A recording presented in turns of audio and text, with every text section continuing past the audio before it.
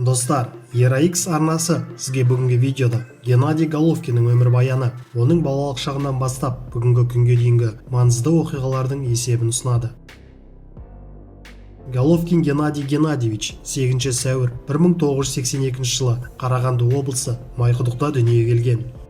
Қазақстандық кәсіпқой боксшы орта салмақта өнер көрсетеді. Орта салмақтағы әлем чемпионы The Ring журналына сәйкес, салмақ дәрежесіне қарамастан үздік боксшылардың ондығына кіреді. 2013 жылдың соңында WBA тұжырымы бойынша орта салмақ дәрежесіндегі қазақстандық супер чемпион Геннадий Головкин беделді американдық USA Today басылымының нұсқасы бойынша жыл боксшысы атанған болатын. Әкесі Геннадий Иванович, ұлты орыс, мамандығы шахтер, 2014 жылдың ақпанында дүниеден озды. Анасы Елизавета Сергеевна, ұлты кәріс, химиялық зертханада көмекші қызметін атқарған. Головкиннің үш ағасының екеуі әскерде қызмет атқарып, белгісіз жағдайларда қаза тапқан. Геннадий мен сынары Максим боксқа алғаш рет 8 жасында бірге барды. Олар номері 1 Қарағанды кәсіптік училищесінде жаттықты. Олардың алғашқы жаттықтырушысы Виктор Дмитриев болды.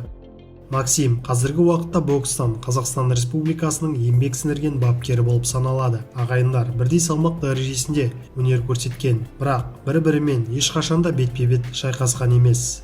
Бір-бірімен шайқасқа түскенде екеуінің біреуін жарыстан алып тастайтын болған. 2004 жылы Олимпиадаға іріктеу кезінде Максимге осылай істеуге тура келді. Қазіргі уақытта Геннадийдің ағасы онымен бір командада жұмыс істейді және чемпионға жекпе-жекке дайындық кезінде көмектеседі. Геннадий Головкин отбасын құрған, жұбайы Алина және ұлы Вадим. Вадим деп қайтыс болған ағасының құрметіне қойған. Алайда Вадим әкесінің жолын қуып, боксшы емес, хоккейші болуды армандайтын көрінеді. Себебі бала әзірден хоккейге қатысады. Әкесі үлкен хоккей ойындарына алып барып тұрады. Ал 2017 жылы 9 қыркүйекте Головкин қызды болып екінші рет әке атанды.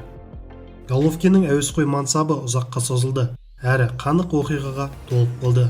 Геннадий бокспен 8 жасынан бастап айналыса бастады. 1993 жылы оны облыстық бокстан өткен жарысқа оның бапкері жіберген болатын. Осы жарыстан жеңіс әкелді.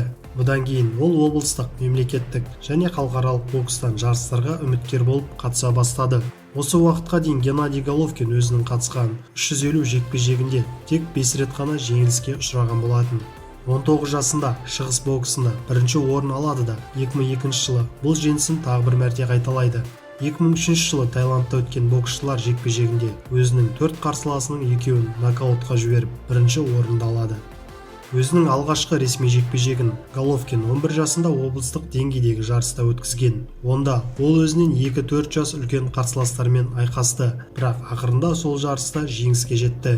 2000 жылы Геннадий Головкин Будапештте жартылай орта салмақ дәрежесіндегі жастар арасында өткен чемпионатта жеңіске жетті. 2001 жылы Шығыс Азиялық ойындардың финалында Дэниел Гилді жеңді.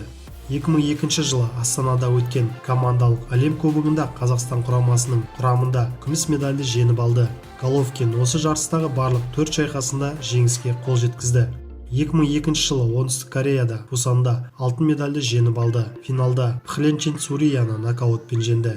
2003 жылы Бангкоктегі әлем чемпионатында алтын медальға ие болды. 2004 жылы Пуэрто-Принцесте алтын медальді жеңіп алды. 2004 жылғы Олимпиада ойындарының 75 килограммға дейінгі салмақ дәрежесінде екінші орынға ие болды. Іріктеу шайқасында Головкиннен жеңілген Артаев 72 килограммға дейінгі салмақ дәрежесінде алтын медальді жеңіп алды. Кәсіпқой боксқа келгеннен кейін Геннадий тіркелген компаниясы 5 жыл бойы оған лайықты қарсылас тауып бере алмады. Бұдан кейін Клаус Петер Коль Головкинмен жекпе-жекке шыққан болатын. Ақыр соңында Коль жеңіліс тапты. 2009 жылы Гена WBO-ның интерконтиненталды чемпионы белдігін алды. Головкин кәсіпқой рингтегі дебютын 2006 жылы орта салмақ дәрежесінде жасады. Алғашқы 8 ұрыста мерзімнен бұрын жеңіске жетті. 2007 жылдың қыркүйегінде француз Мерди Баундламен 8 раундтық ұрыста ұпай саны бойынша жеңіске жетті. 2008 жылдың сәуірінде ұпай саны бойынша Ян Гарднерді жеңді. 2008 жылдың қараша айында Беларусь Малик Дзиар екінші раундта шайқастан бас тартып, Головкин жеңіске жетті. 2009 жылдың 11 шілдесінде алғашқы 12 раундтық айқасқа шықты. WBO-ның интерконтиненталды чемпионы атағы үшін болған айқастың екінші раундында бразилиялық Джон Андерсон Карвальоны нокаутпен тізе бүктірді. Кейін жеңілмеген Михаил Макаровты нокаутпен жеңді. 2010 жылы Головкин ағайынды Кличколардың промоутерлік компаниясымен келісімшартқа отырды. 2010 жылдың тамыз айында колумбиялық Милтон Нунесті бірінші раундта нокаутпен жеңді. Бұл жеңіс арқылы ол WBO-ның бастапқысында уақытша тізіміне кірсе, 3 айдан кейін толығымен орнықты. 2011 жылы IBO версиясы бойынша 2 белдік алды. Жеке сынақ бойынша әлем кубогының чемпионы, А-класты турнирлердің бірнеше мәрте жеңімпазы, WBO нұсқасы бойынша орта салмаққа әлем чемпионы атағын 8 рет қорғады. IBO нұсқасы бойынша орта салмақта әлем чемпионы атағын 5 рет қорғады. 2015 жылы 18 қазанда қазақстандық Геннадий Головкин мен канадалық Дэвид Леме арасында біріктіруші айқас өтті. Бәске Головкиннің WBO, WBC, IBO және Леменің IBF белбеулері қойылған еді. Бұл айқас екі боксшының да ақылы көрсетілімдердегі тұңғыш айқасы болды. Қазақстандық гонорар ретінде $2 миллион алса, канадалық $1,5 миллион алды. Гена екінші раундтың басталған кезінде оны нокаутқа жібереді. Осылайша біздің Гена жеңіске жетті. 2016 жылдың 18 мамырында Сауль Альварес WBC әлем чемпионы атағынан бас тартып, Геннадий Головкин осы нұсқадағы жалғыз чемпион деп танылды. 2017 жылы 16 қыркүйекте Геннадий Головкин мексикалық боксшы Сауль Альвареспен 12 раундтық кездесу өткізді. Алайда бұл жекпе-жекте төрешілер екі боксшы да тең түсті деген шешім жасап, маңызды бокс кешінің жеңімпазын анықтамады. Ал Головкин орта салмақтағы WBO Super, IBF, WBC әлем чемпионы атағын қорғап қалды. 2018 жылы 5 мамырда Головкин ақш-тың Калифорния штатындағы Карсон қаласында армян-америкалық боксшы Ванис Матросянды нокаутқа құлатып, өз атағын сақтап қалды. Головкин осы кездесуде WBO атағын 19 рет, IBO дәрежесін 17-ші және WBC нұсқасындағы әлем чемпионы атағын 4-ші рет қорғап шықты. 2018 жылдың ақпан айында Головкин жыл боксшысы номинациясында бокс аңызы сыйлығының лауреаты атанды. Головкин 2018 жылы 6 маусымда украиналық Сергей Деревянченкомен міндетті жекпе-жек өткізуден бас тартқандықтан IBF-тің орташа салмақ дәрежесіндегі әлем чемпионы атағынан айырылды. Ал 2018 жылдың 6 маусымында отандасымыз беделді The Ring журналының нұсқасы бойынша чемпиондық белбеуін иемденді. 2018 жылдың 15 қыркүйегінде Головкин Сауль Альвареспен екінші рет жекпе-жекке шығып, алғаш рет жеңіліс тауып, барлық атағынан айырылды. Бұл айқаста Сауль Альварес Геннадий Головкинді көптеген төрешілердің шешімі бойынша ғана жеңді. Осылайша қазақстандық чемпион кәсіби мансабында алғаш рет жеңіліске ұшырады. Отандасымыз алғаш рет жеңіліс тапса да, әлемдік чемпиондардың көпшілігі Головкинмен жекпе-жекке шығуды әлі де үлкен мәртебе санайды.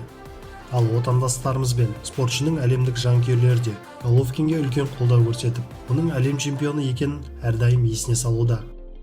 2019 жылы украиналық Сергей Деревянченкомен кездесіп, толық 12 раунд айқасып, ұпай санымен жеңіске жетіп, өзінің бұрынғы титулдарын қайтарып алды.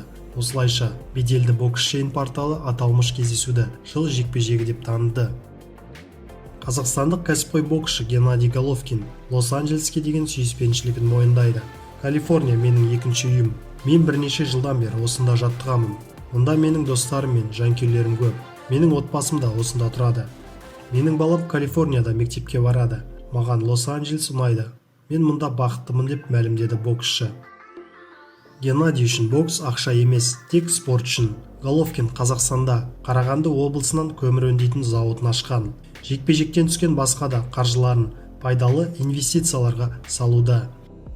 Қарапайым өмір сүргенді ұнатады. Әлемдегі ең бай 100 спортшының қатарына кірсе де, Қазақстандағы ең бай спортшы болса да, бассейндері бар үлкен зәулім үйде тұрмайды және автокөлік жүргізгенді ұнатпайды. Өзіне тиесілі жеке автокөлігі де жоқ. Қазіргі таңда GGG атты лимонад, салқын шай және газдалған, газдалмаған қазақстандық сусындарын шығарып бастады. Қуантарлығы, сатылымнан түскен пайданың 10% қайырымдылыққа жұмсалады. Видео ұнаса міндетті түрде лайк басып, арнаға тіркелуді ұмытпаңыз. Комментке келесіде қай спортшы жайлы видео мәлімет білгіңіз келетінін жаза кетіңіз. Сіздермен бірге болған ERA X арнасы. Келесі кездескенше.